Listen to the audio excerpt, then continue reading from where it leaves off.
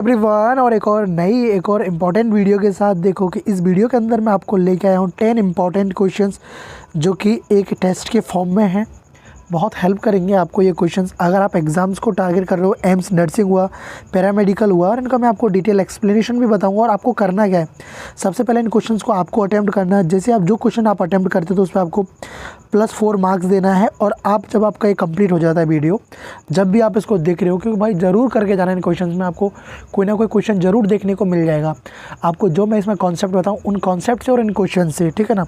सो आपका मार्क्स अपना देना, उन वीडियो को अच्छे से देखना, और अपना जो भी मार्क्स आपका टोटल आता है 40 में से कितना आपको आया वो आपको करना है। इसमें कोई नेगेटिव मार्किंग नहीं, जितना आपका करेक्ट हुआ है आपको उतना ही इसमें मार्क करना है, ठीक है ना। सो चलो हम बात स्टार्ट करते हैं। सबसे पहले 1 बाय 1 दोनों बाईलिंगुअल आपका पेपर है। तो पहला क्वेश्चन है आपका, देखो अच्छे से अटैम्प्ट करना। देखो इस चैनल पे मैं आपको आगे भी लेके आने वाला हूँ, ऐसे सीरीज़ भी लेके आया हूँ जो आपको एम्स नर्सिंग का जो प्रिपरेशन को और बेहतर बना पाएंगी, ठीक है ना। आपको आगे मैं 10 मिनट का वीडियोस लेके आया करूँगा। 10 मिनट का वीडियो में जल्दी अगर आप बोलोगे तो मैं आपको, अगर आप सब चाहते हो कि मैं आपको 10 मिनट का वीडियो लेके आऊँ जिसके अंदर क्वेश्चन भी हो और एक कॉन्सेप्ट हो, ठीक है ना, तो आप बस टाइम निकाल के इवनिंग में 10 मिनट का एक वीडियो देख लो, उसमें आपका एक कॉन्सेप्ट क्लियर हो जाए और उसमें आपको 5 से 10 क्वेश्चन भी आपके बन जाएँ, ठीक है ना। तो वो सब भी मैं लेके आने वाला हूँ। तो अगर आपको ऐसा चाहिए तो आप मेरे को कमेंट सेक्शन में बता सकते हैं, सर हमको चाहिए, ठीक है ना। तो चलो क्वेश्चन को बनाते हैं। पहला क्वेश्चन देखो, कॉन्सेप्ट ऑफ ओमनिस ई सेलुलर regarding the cell division first propose by, मतलब किसने दिया था। तो आपने इसको कर लिया होगा। अच्छे से वीडियो को पॉज करके इसको आप क्वेश्चन को सॉल्व करो। ओमनिस ई सेलुलर की जो अवधारणा आप सबसे पहली बार किसने दी, तो सबको पता है अच्छे से। ओमनिस ई सेलुलर किससे रिलेटेड है, नहीं पता तो सेल थ्योरी, कोशिका सिद्धांत से। किससे, कोशिका सिद्धांत यानी सेल थ्योरी से ही आपका रिलेटेड है, सेल थ्योरी से रिलेटेड है, ठीक है ना। तो सर इसका ऑप्शन है ए, रुडोल्फ विर्चो ने दिया था। सर ये एरिस्टोटल कौन थे, तो एरिस्टोटल के बारे में देखो दो चीज़ याद रखना आपको। क्या एरिस्टोटल थे कौन, पहली चीज़ तो एरिस्टोटल जो फादर ऑफ बायोलॉजी बोलते हैं, फादर ऑफ बायोलॉजी भी हम एरिस्टोटल को बोलते हैं, ठीक है ना, एरिस्टोटल को। और इसको फादर ऑफ जूलॉजी भी बोलते हैं, ठीक है ना, फादर ऑफ जूलॉजी भी, ठीक है ना। तो इसको चीज़ को याद रखना है। और आपको पता है ये जो श्वान और स्लाइडिन ये भी सेल थ्योरी से रिलेटेड है, लेकिन जो ओमनिस ई सेलुलर था वो आपका रुडोल्फ विर्चो ने, या उन्होंने बोला था कि जो भी न्यू सेल्स बनती है वो प्री एग्जिस्टिंग सेल्स, मतलब जो भी नई कोशिका बनती है वो पूर्ववर्ती कोशिकाओं से मिलके बनती है। तो आई होप आपको इसका डिटेल सॉल्यूशन आपको समझ आया होगा। उसके बाद देखो नया कि झिल्ली के साथ कौन सा सेलुलर अंग है, सेलुलर ऑर्गन विद मेम्ब्रेन, मतलब इसका कहने का मतलब है कौन सा जो इसमें से जो ऑप्शन है आपको वो करेक्ट बताना है जिसमें कि मेम्ब्रेन पाई जाती है, जिसमें मेम्ब्रेन पाई जाती है, ठीक है सर। अभी बता देते हैं, तो इसको करो सॉल्व, ये इंग्लिश में और एक हिंदी में, ठीक है ना। इसको पॉज करके आप इसको तो सॉल्व कर लिया होगा। अब आपको देखो एक चीज़ पता है आपको, ये पॉइंट है ना नोट करके अपने उसमें लिख लेना। आपको पता नहीं होता जो आपका जो राइबोसोम होता है, राइबोसोम होता है आपका, बहुत इंपॉर्टेंट पॉइंट है भाई, मेम्ब्रेन लेस होता है, ठीक है ना, मेम्ब्रेन लेस होता है। इसमें ना आपकी कोशिका झिल्ली नहीं पाई जाती है, ठीक है ना, इस पर कोई भी प्रकार की मेम्ब्रेन नहीं पाई जाती है राइबोसोम में, ठीक है ना। तो देखो सर इसमें बोल रहा है कि किस में राइबोसोम पाया जाता है, मतलब किस में जो होता है किस में मेम्ब्रेन पाई जाती है। सर यहाँ राइबोसोम है, राइबोसोम आ रहा है, मतलब इसमें तो मेम्ब्रेन पाई नहीं जाएगी तो पूरा पेयर ये गलत हो जाएगा। यहाँ पे भी राइबोसोम आ रहा है सर, ये भी गलत हो जाएगा, ठीक है ना। अब यहाँ पे भी सर देखो, यहाँ पे लास्ट वाले में भी राइबोसोम आ रहा है, इसमें तो कोशिका झिल्ली या सेल मेम्ब्रेन पाई नहीं जाती। तो सर इसका ऑप्शन होगा सी करेक्ट होगा, क्योंकि लाइसोसोम में पाया जाता है। जो लाइसोसोम आपका जो सिंगल लेयर होता है, गोल्जी एपरेटस में पाई जाती है, और माइटोकॉन्ड्रिया में भी आपका डबल लेयर होता है। तो ऑप्शन सी इसका क्या हो जाएगा, आपका करेक्ट हो जाएगा। तो आई होप आपका ये ऑप्शन भी करेक्ट हुआ होगा। नेक्स्ट क्वेश्चन आपका देखो, ये वाला क्वेश्चन, निम्नलिखित में से कौन सी संरचना प्रोकैरियोटिक्स में नहीं पाई जाती है। जो प्रोकैरियोटिक्स के अंदर में कौन सा नहीं पाया जाता है वो आपको को बताना है, ठीक है ना। तो आपको पता है प्रोकैरियोटिक्स क्या होते हैं, यूकैरियोटिक्स सेल्स क्या होती है। तो आप इस क्वेश्चन को बना लीजिए, फिर मैं आपको बताता हूँ, ठीक है ना। देखो जैसे प्रोकैरियोटिक में पहले से प्रोकैरियोटिक, प्रो से होता है प्रिमिटिव और कैरियोट्स का मतलब होता है कैरियन यानी न्यूक्लियस, ठीक है ना। तो जिसमें प्रिमिटिव न्यूक्लियस पाया जाता हो, जिसमें अविकसित न्यूक्लियस पाया जाता हो, जिसमें ओल्ड टाइप का न्यूक्लियस पाया जाता हो, तो ओल्ड टाइप का पाया जाता है, इस टाइप का पाया जाता है, तो हम बोलते हैं कि इसमें न्यूक्लियस क्या होता है आपका एब्सेंट होता है, न्यूक्लियस क्या रहता है, एब्सेंट रहता है। अगर भाई प्रोकैरियोट्स के अंदर आपको यही चीज़ है कि इसके अंदर क्या होता है, न्यूक्लियस आपका एब्सेंट रहता है।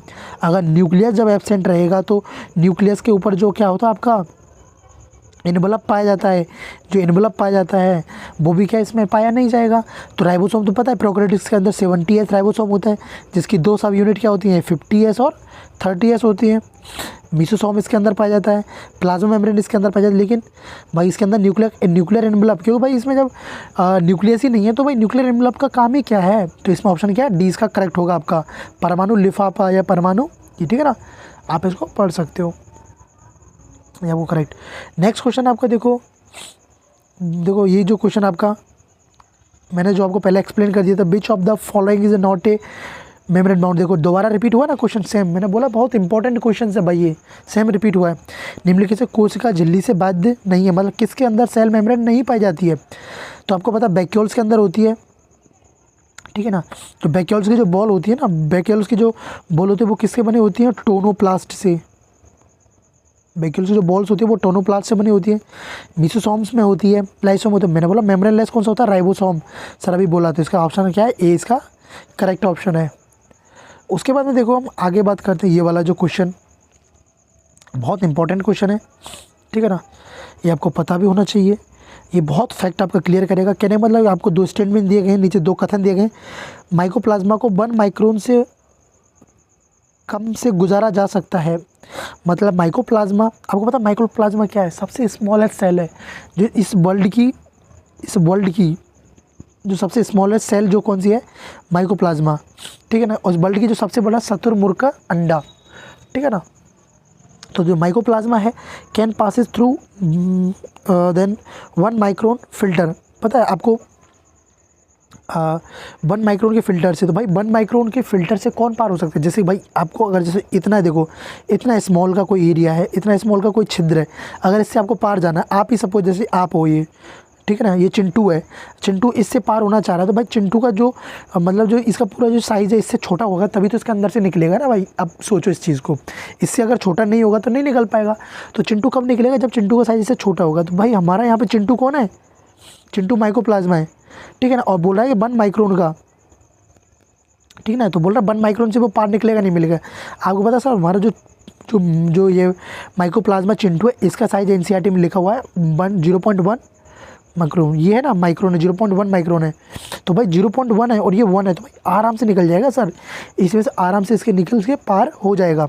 तो पहला ऑप्शन तो सर इसका करेक्ट है। दूसरा इसमें बोला कि कौन सा ऑप्शन करेक्ट है कौन सा नहीं। दूसरा माइकोप्लाज्मा कोश का भित्ति वाले बैक्टीरिया होते हैं और इसमें देख, तो माइकोप्लाज्मा कोश का भित्ति वाले बैक्टीरिया होते हैं भाई।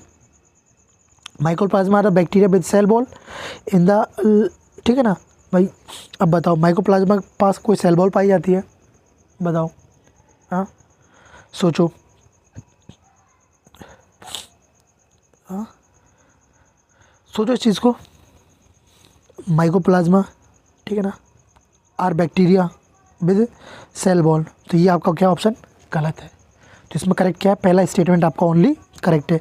अगर पहला स्टेटमेंट आपका करेक्ट होगा तो इसमें क्या होगा, पहला तो देखो कथन ए सही है लेकिन कथन 2 गलत। तो ऑप्शन नंबर डी इसमें क्या आपका करेक्ट है, समझ आया। अब देखो नेक्स्ट क्वेश्चन आपका है, ये देखो इंक्लूजन बॉडीज से रिलेटेड है। तो पहली बात तो विच ऑफ द, इसमें देखो थोड़ा सा हिंदी पे इसको इग्नोर करना, इसको अब देखो which of the following statement about inclusion bodies. Inclusion bodies होती क्या है, इसके लिए इनकरेक्ट क्या है, ठीक है ना।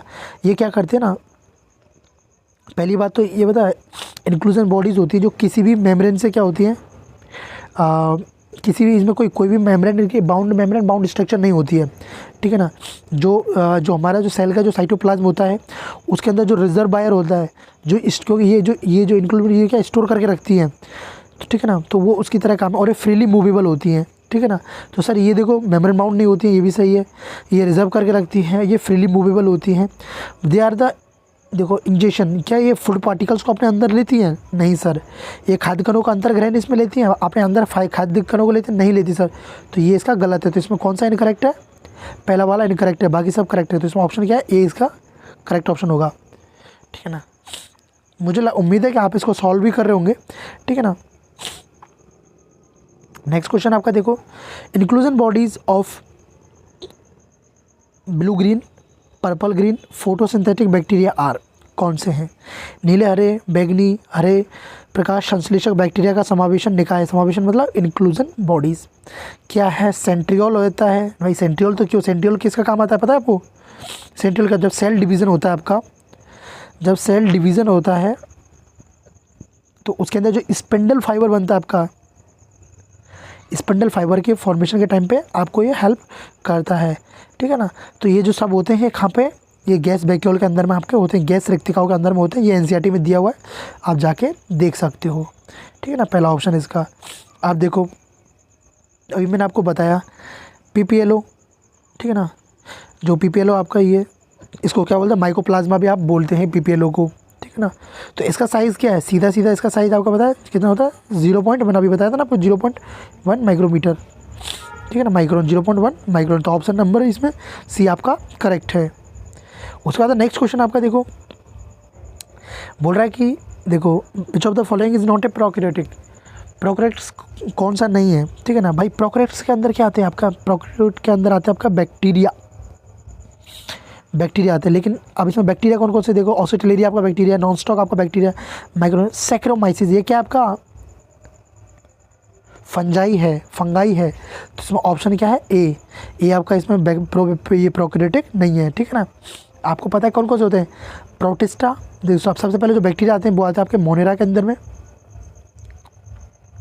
फिर आता है प्रोटिस्टा, ठीक है ना, प्रोटिस्टा, फिर उसके बाद आता है आपका फंगाई, फिर आपका प्लांटी, फिर आपका एनिमेलिया, ठीक है ना। 9th नंबर का लास्ट क्वेश्चन आपका बहुत इंपॉर्टेंट क्वेश्चन है भाई, मैं बता रहा हूँ 10 क्वेश्चन मैंने आपको कराया, आपको एक एग्जाम में क्वेश्चन देखने को मिल जाएगा, जो मैंने कॉन्सेप्ट बताया और ये सब। पहले बता, राइबोसोम को क्या बोलते हैं? राइबोसोम को ना, एक पता है वो राइबोसोम को बोलते हैं सर, राइबोसोम को ना प्रोटीन फैक्ट्री बोलते हैं। क्या बोलते हैं? प्रोटीन फैक्ट्री बोलते हैं, ठीक है ना। ये तो सब आपको पता होगा। कहीं राइबोसोम एकल एमआरएनए से, मतलब जो कहीं सारे जो राइबोसोम है एक एमआरएनए से ऐसे जुड़ जाते हैं, देखो ऐसे जुड़ जाते हैं, ऐसे जुड़ के एक पॉलीपेप्टाइड की कहीं प्रतियां, मतलब कहीं कॉपीज़ बनाते हैं। मतलब मैनी राइबोसोम्स में associated with a single mRNA, ठीक है ना। ये क्या है आपका एमआरएनए, मैसेंजर आरएनए है आपका। Copies of polypeptide simultaneously such as string, मतलब स्ट्रिंग के रूप में ऐसे बनाते हैं, ठीक है ना। तो इनको क्या बोलेंगे बताओ, क्या बोलेंगे? जब ये ऐसे करके बनाते हैं तो इनको सिंपल सा एक आपका नाम देते हैं, वो नाम देते हैं हम इसको पॉलीसोम। क्या बोलते हैं? पॉलीसोम इसको बोलते हैं, ठीक है ना, इसको पॉलीसोम बोलते हैं। और ये किस में हेल्प करता है, किस में हेल्प करता है? प्रोटीन को आपको सिंथेसिस में हेल्प करता है। मैसेंजर मतलब जेनेटिक इन्फॉर्मेशन को शेयर करने के लिए, इन्फॉर्मेशन को पास करने के लिए एक जनरेशन से दूसरे जनरेशन में भी, ठीक है ना। तो ये आपका 10 क्वेश्चंस थे। आई होप आपने इनको सॉल्व किया होगा और आपको यहाँ पे, और आपको ये वीडियो कैसा लगा वो भी आपको बताना है। और आप ऐसे वीडियोस और भी अगर आप चाहते हो तो आप मेरे को कमेंट सेक्शन में बता सकते हो। आपका जो भी स्कोर आया है वो आपको मुझे डिस्क्रिप्शन बॉक्स में बता सकते हो। इस वीडियो को लाइक करके चैनल को सब्सक्राइब करके बने रहना। आपको बहुत स्मूथ आपका जो प्रिपरेशन से लेके काउंसलिंग तक आपको पूरा आपको अच्छे से आपको हेल्प किया जाएगा और आपको गाइड भी किया जाएगा। तो चलो इस वीडियो में इतना ही। So thanks for watching, bye bye, take care. और आपको काम करके करना है कि आपको जो एटिक एजुकेशन एकेडमी का जो ऑफिशियल टेलीग्राम चैनल है वो उसका डिस्क्रिप्शन बॉक्स में लिंक दिया हुआ है, वहाँ जाके उसको आप ज्वाइन कर लेना। सो बाय बाय।